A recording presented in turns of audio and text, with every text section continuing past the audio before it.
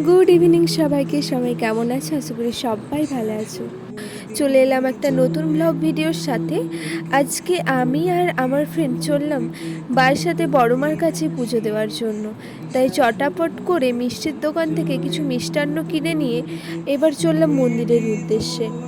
মায়ের মন্দিরের সামনে কিন্তু সমস্ত কিছু পাওয়া যায়, তাই আমি ওখান থেকে নিয়ে নিলাম ধূপ, ফুল ও কিছু মালা, আর একটা মোমবাতি নিয়েছিলাম, আর সাথে আলতা সিঁদুরও নিয়েছিলাম। আর বাইরে থেকে তোমাদের একটু মায়ের দর্শনও করে দিলাম। সমস্ত কিছু কেনাকাটার পর সব কিছু নিয়ে এবার আমরা পা হাত ধুয়ে চললাম মন্দিরের ভেতরে। গিয়ে মন্দিরের ভেতরে ওখানে ব্রাহ্মণ ঠাকুরকে সমস্ত কিছু দিয়ে আমরা মন্দিরের ভেতরে একটু বসে পড়লাম। আর মায়ের মন্দিরের পাশে নতুন শিব ঠাকুরেরও মন্দির হয়েছে। আর এই দেখো, এটা বাবা ভোলানাথের মন্দির। আর এদিকে পুরোহিত মশাই পুজো শুরুও করে দিয়েছে। এখন তো সবাই জানো দিনের বেলা কতটা তাপমাত্রা থাকে, তাই আর দিনের বেলা আসতে পারিনি, এসেছে একটু সন্ধে করে। তো যাই হোক, পুরোহিত মশাই পুজো শুরু করে দিয়েছেন। তো তারপর পুজো শেষ হয়ে যাওয়ার পর আমরা ওখান থেকে প্রসাদ নিয়ে বাইরে চলে এলাম, এবং বাইরে তো ওখানে ধূপকাঠি দেখানো হয়, ধূপকাঠি এবং মোমবাতি জ্বালিয়ে প্রণাম করে নিলাম। আর এতটাই হাওয়া দিচ্ছিল যে অনেকটাই কষ্ট হচ্ছিল ধূপকাঠিগুলো জ্বালাতে।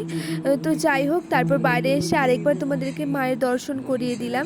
তারপর আমি এবং স্নেহা করে চললাম একটু হরিতলা মার্কেটে কিছু কেনাকাটার জন্য।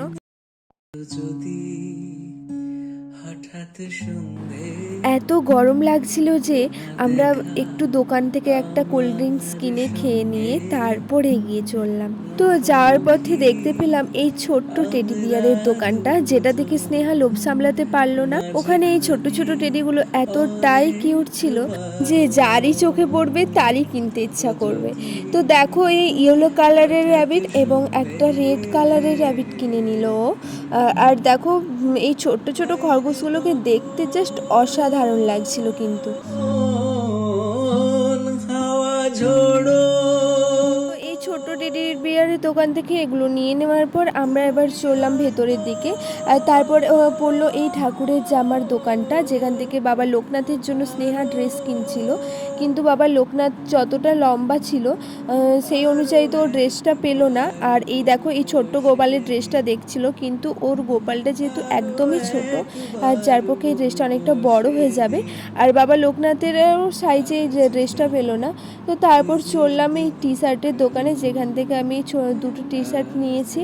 আর এইখানে দেখো, এই সুতির ওড়নাগুলো অনেকটাই দাম বলছিল, কিন্তু খুবই সুন্দর ছিল ওড়নাগুলো।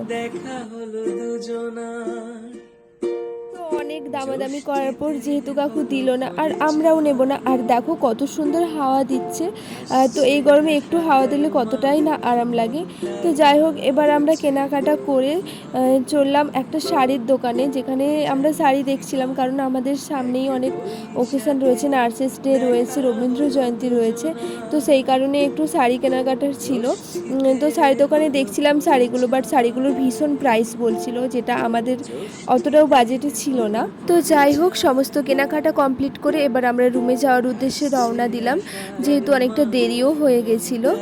তো টোটোতে করে আমরা চলে এলাম কাজীপাড়াতে। আর এই গরমকালে যদি না আইসক্রিম খাই তো মনটা তো একদমই শান্তি হবে না।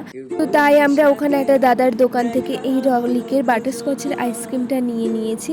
বাট এতটাই গরম ছিল যে কারণে ফ্রিজের মধ্যেও থাকা আইসক্রিমগুলো একদম গলে গেছিলো। দেখো, আমার আইসক্রিমটা তো একদমই গলে গিয়েছে। তো আইসক্রিম খেয়েও মনটা ভরলো না, তাই আরেকটা ফ্রুটি কিনে খেতে খেতে চলে এসেছি আমাদের কলেজে। আর কলেজে কেন জানি না এখন সারাক্ষণ কলেজে এই টুনি বাল্ব লাগিয়ে রাখে কলেজটাকে সুন্দর দেখানোর জন্য।